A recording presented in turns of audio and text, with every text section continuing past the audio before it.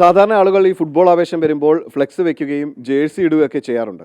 പക്ഷേ ഇവിടെ കൊല്ലം പള്ളിമുക്കിലുള്ള സുധീർക്ക തൻ്റെ വണ്ടിയും വീടും ഒക്കെ ഒരു ബ്രസീൽ മയമാക്കിയിരിക്കുകയാണ്.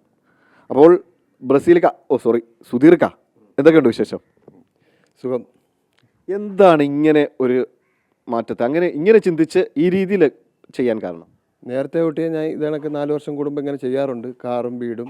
ആദ്യം തുടങ്ങിയത് ബൈക്കിലാണ്. 94, 98, 2002 എല്ലാം ഗൾഫിലായിരുന്നു. അതിനുശേഷം ഇവിടെ വരാൻ വേണ്ടി കൂട്ടുകാരെല്ലാം എപ്പോഴും വിളിക്കാറുണ്ട്. 2002 ഫൈനലിന് സമയത്ത് കപ്പെടുക്കുന്ന സമയത്താണെന്ന് തോന്നുന്നു എല്ലാവരും വിളിച്ച് ഞാൻ 3 ദിവസത്തെ അവധിക്ക് ഇവിടെ വന്നിട്ടുണ്ട്. അങ്ങനെ 4 വർഷം കൂടുമ്പോൾ ഈ വണ്ടിയും കാറും വീടും ഒക്കെ ഇതേണക്ക് ഇപ്പം 3 പ്രാവശ്യം അടുപ്പിച്ച് ചെയ്തുകൊണ്ടിരുന്നു. ഇപ്പം കടയും കൂടെ വെറൈറ്റി ആക്കി 1 മാസത്തേക്ക് ഓഫറൊക്കെ വെച്ച് ജ്യൂസും ഇതുമെല്ലാം കൊടുക്കുക. തീർച്ചയായും. അപ്പോൾ ഇങ്ങനെ ഒരു ആവേശത്തിൽ ഈ ബ്രസീലിൻ്റെ കളി എപ്പോഴെങ്കിലും നേരിട്ട് കാണണം, അങ്ങനെ ഒരു ആഗ്രഹം ഉണ്ടായിട്ടുണ്ടോ? ആഗ്രഹം ഉണ്ടായിരുന്നു. കഴിഞ്ഞ തവണ കാണാൻ പറ്റുമെന്ന് ഉറപ്പിച്ചാണ്. നമ്മൾ അറബി ഞങ്ങൾ സ്പോൺസർ 2018 ഞാൻ നിർത്തി വന്നത്. ഇപ്പോഴും ബന്ധമുണ്ട്. ഇപ്പോഴും ചോദിച്ചു നീ ടീം മാറിയോ എന്ന് അറബി എന്നെ വിളിച്ച് ചോദിക്കുകയും ചെയ്തിട്ടുണ്ട്. അതിൻ്റെ റെക്കോർഡിങ് എല്ലാം ഇതിൽ കിടപ്പുണ്ട്. കൂട്ടുകാരതൊക്കെ ചോദിച്ച് ടീം മാറിയെന്ന് പറ, പോർച്ചുഗലിൽ വന്നെന്നൊക്കെ പറ. നമ്മളങ്ങനൊന്നുമില്ല. അന്നും ഇന്നും ബ്രസീൽ തന്നെ. മർഡോണ ഇഷ്ടമായിരുന്നു. ആദ്യ സമയത്ത് മർഡോണയിലാണ് ഇഷ്ടം തുടങ്ങുന്നത്. കൊല്ലത്ത് പാച്ചനുണ്ട്. അവരെ കളി കണ്ടാണ് ഫുട്ബോളിൽ എനിക്ക് ആവേശം തോന്നി. ഞാൻ നല്ല ഫുട്ബോളർ ആരാധകനാണ്. എല്ലാവരെയും ഇഷ്ടമാണ്. നെയ്മർ ആയാലും മെസ്സി ആയാലും റൊണാൾഡോ, നമുക്ക് അങ്ങനെ എതിരൊന്നുമില്ല. പക്ഷേ നമ്മളെ ടീം ബ്രസീൽ, അത്രേ ഉള്ളൂ. ഇത്തവണ ബ്രസീലിൽ കപ്പെടുക്കും എന്നൊരു പ്രതീക്ഷ ഉണ്ട്. ഇത്തവണ ബ്രസീൽ കപ്പെടുക്കും എന്നുള്ള പ്രതീക്ഷ ഉണ്ട്. നെയ്മർ കളിക്കാൻ ഇറങ്ങണം. 1-2 കളി കാണത്തില്ലെന്ന് പറഞ്ഞ് ഒരു സീനിയർ പ്ലെയർ നെയ്മർ വേണമെന്നാണ് നമ്മുടെ ഒരിത്.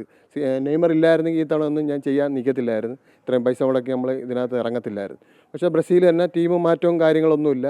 എല്ലാവരും കാണുന്ന പോലെ കളി കണ്ട് എല്ലാവരെയും പോലെ ആരാധകനായിട്ട് നടക്കും. ഇങ്ങനെ പൈസ മുടക്കാൻ നിൽക്കത്തില്ല. നെയ്മർ ഇറങ്ങിയതിന് ശേഷമാണ് ഞാൻ ഇതെല്ലാം അഞ്ചലോട്ടി പ്രഖ്യാപിച്ചതിന് ശേഷമാണ് ഞാനിതെല്ലാം ചെയ്തു തുടങ്ങിയത്. ബ്രസീലിൻ്റെ കഴിഞ്ഞ തവണത്തെ പ്രകടനം വെച്ച് നോക്കുമ്പോൾ ഇത്തവണ എങ്ങനെയായിരിക്കും? ഇപ്പോൾ ആഞ്ചലോട്ടിയുടെ കോച്ചിങ്ങിൻ്റെ ഇതിൽ നല്ല മാറ്റങ്ങളുണ്ട്. ഇതെല്ലാം ഇനിയിപ്പോൾ നെയ്മറും കൂടെ ഇറങ്ങി നമ്മൾ 2 കളി കാണുമ്പോൾ നമുക്ക് അതിനെപ്പറ്റി വിലയിരുത്താൻ പറ്റത്തുള്ളൂ.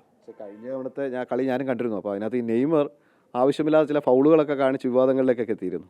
നെയ്മർ നമ്മളെ കഴിഞ്ഞ കളിയിലെ ക്രൊയേഷ്യക്കെതിരെയുള്ള ഗോളടി കണ്ടില്ലേ? അന്യായ ഗോളല്ലേ, 6 മിനിറ്റ് പിടിച്ചിരിക്കാൻ പറ്റിയില്ല. അതിലാണ് നമുക്ക് പറ്റിയത്. ബാക്കെല്ലാം പൊട്ടിപ്പോയി. അത് ജയിച്ച കണക്കുള്ള ആവേശം. ഞങ്ങളിവിടെ പള്ളിമുക്കിൽ ഇവിടെ സ്ക്രീനൊക്കെ വെച്ചായിരുന്നു. പെട്ടെന്ന് ജയിച്ചെന്നും പറഞ്ഞ് പടക്കവും പൊട്ടിച്ച് ലഡു എല്ലാം കൊടുത്തിട്ട് വന്നപ്പോൾ ഇതാടക്കം.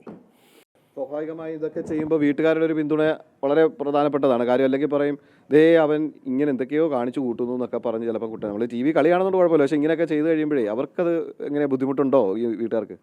കുടുംബക്കാരും വീട്ടുകാരും കൂട്ടുകാരും എല്ലാവരും കളിയാക്കുന്നവരും ഉണ്ട്, എല്ലാവരും ഉണ്ട്. പക്ഷേ വീട്ടുകാർക്ക് അറിയാം ഞാൻ എന്തൊക്കെയായാലും 4 വർഷം കൂടുമ്പം ഇത് ചെയ്യുമെന്നുള്ള കാര്യം അറിയാം. ഞാൻ എന്തായാലും ഇങ്ങനെ നേരത്തെ ചെയ്തുകൊണ്ട് പോകണമുണ്ട്. ഇത് കണക്ക് തന്നെ ചെയ്തുകൊണ്ട് പോകുമെന്ന് അറിയാം വീട്ടുകാർക്ക്. പിന്നെ എതിർപ്പല്ല. ഇങ്ങനെ ഇത്രയും പൈസ മുടക്കുന്നതിന് ഒരു ഇതില്ല. വീട്ടുകാരെല്ലാം ബ്രസീലിൻ്റെ ഇത് തന്നെ. നമ്മൾ ഇത്ര കട്ടയ്ക്ക് നിൽക്കുന്നതുകൊണ്ട് എല്ലാവർക്കും എൻ്റെ കൂടെ തന്നെ യോജിച്ച് നിൽക്കുന്നു. കുടുംബത്തിൽ എൻ്റെ വീട്ടിൽ ഇപ്പോൾ ഉമ്മായും ബാപ്പായും ഞാനും 2 മക്കളും. മോൻ BCom പഠിച്ച് നിൽക്കുന്നു, മോൾ BBA. അപ്പോൾ ഇവരൊക്കെ എങ്ങനെയാണ് ഫുട്ബോൾ ആരാധന? ബ്രസീലാണോ അതോ മറ്റേതെങ്കിലും ടീമുകളോട് ആരാധകരാണോ? അങ്ങനെയില്ല. എല്ലാവരും ബ്രസീലിൽ വാപ്പിയുടെ ടീം ജയിക്കണമെന്നാണ് മക്കൾ പറയും. പക്ഷേ എൻ്റെ മോക്ക് പോർച്ചുഗലിലോട്ട് ഒരു കമ്പുണ്ട്. റൊണാൾഡോ കപ്പെടുക്കട്ട് വാപ്പി. ഞാൻ പറയും നെയ്മറും റൊണാൾഡോയും മെസ്സിയും എല്ലാം വിരമിക്കുക തന്നെ. നെയ്മർ എടുത്താൽ പറ്റത്തില്ലേ എന്നും ചോദിച്ച് മോള് ഞാൻ പറയുകയും ചെയ്തു. ഈ വാഹനം ഇങ്ങനെ പുറത്തുകൂടി ഇങ്ങനെ നിരത്തിലൂടെ ഇങ്ങനെ ഓടിച്ചു പോകുമ്പോഴേ ഈ ആരാധകരും കുട്ടികളും ഒക്കെ ഇങ്ങനെ ആവേശത്തോട് വരാറും ഒക്കെ ഉണ്ട്.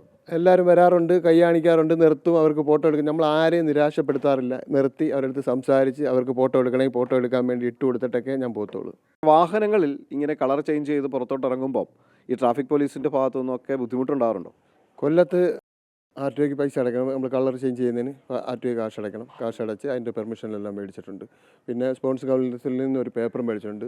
ഇതെൻ്റെ മോൻ്റെ കൂട്ടുകാരൊക്കെ ഇതിൻ്റെ പണിയൊക്കെ ആയിട്ടുള്ളവരുണ്ട്. അവരെല്ലാം അവരെ സമീപിച്ചാണ് ചെയ്യുന്നത്. ഞാനിത് നേരത്തെ തൊട്ട് ചെയ്യുന്ന ടൂറിസ്റ്റ് ബസ്സിനകത്ത് ചെയ്യുന്ന അവരുടെ ഇതിലാണ് ചെയ്തുകൊണ്ടിരുന്നത്. ഇതിപ്പോൾ എൻ്റെ മോൻ്റെ ഐഡിയയിൽ ചെയ്തതാണ്. നമ്മൾ ഈ പുതിയ തലമുറയ്ക്ക് ഈ ആവേശം, അതായത് ലഹരിയിൽ നിന്നുമൊക്കെ മുക്തി നേടിക്കൊണ്ടുള്ള ഈ യുവാക്കളെ ഇതിലേക്ക് ആകർഷിക്കുന്നതുകൊണ്ടുള്ള ഒരു കാര്യം കൂടിയാണ് നമുക്ക് സ്പോർട്സ് എന്ന് പറയുന്നത്, അല്ലേ? നമ്മൾ സ്പോർട്സിനകത്ത് സ്പിരിറ്റ് കൂടുന്നതിൽ പ്രശ്നമില്ല. മറ്റുള്ള ലഹരി ഇതിൽ നിന്നെല്ലാം മാറുക. അപ്പോഴേ ഇതിനകത്തോട്ട് വരുമ്പം ഒരുമാതിരിപ്പെട്ടവരെല്ലാം ഇതിനകത്തോട്ട് ആയിക്കഴിഞ്ഞാൽ ഇങ്ങനെയുള്ള രീതിയിലൊന്നും ഇറങ്ങിത്തിരിക്കാൻ ചാൻസ് ഇല്ല. ഫുട്ബോൾ ലഹരി ആയിക്കഴിഞ്ഞാൽ ഒരു ആവേശവും കളിയുടെ ഇതും അതുമായിട്ട് അങ്ങ് പോകും. അപ്പം ചേട്ടൻ്റെ ടീമിന് all the best. Thank you. അപ്പോൾ ഈ വീടും വാഹനങ്ങളും മാത്രമല്ല, ഹൃദയവും ബ്രസീലിന് വേണ്ടി മഞ്ഞ നിറമാക്കിയ ഇദ്ദേഹം ഫുട്ബോൾ എന്നത് ഒരു കളിയേക്കാൾ എത്രയോ വലുതാണെന്ന് ഓർമ്മിപ്പിക്കുകയാണ്. പ്രദീപ് വാളത്തുങ്കലിനൊപ്പം സുധീഷ്, അമൃത ന്യൂസ്, കൊല്ലം.